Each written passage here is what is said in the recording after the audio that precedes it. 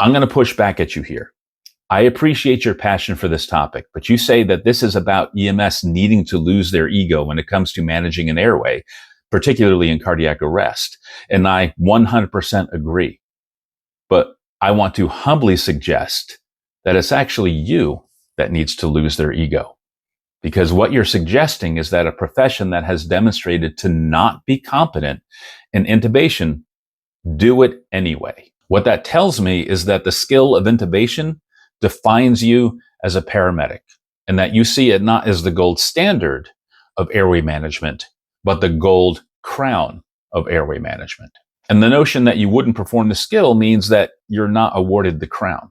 What we need to start embracing as a field is that it's not any of the skills that we perform that define us as paramedics and healthcare providers.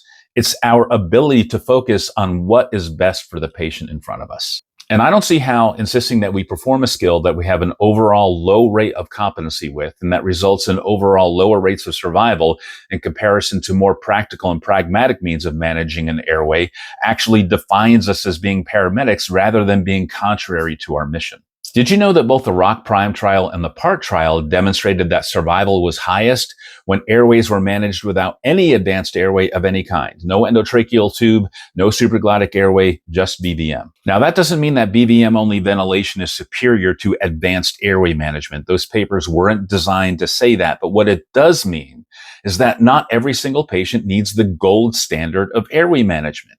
What they need is for you to focus on the things that matter in cardiac arrest: quality compressions and timely defibrillation. Supraglottic airways are a perfectly legitimate and often indicated means of managing an airway in cardiac arrest. Endotracheal intubation is taught across the board. We just don't have competency across the board. And it in no way compares to allowing everyone access to defibrillation. That is an apples to pomegranates comparison. So yes, let's lose the ego.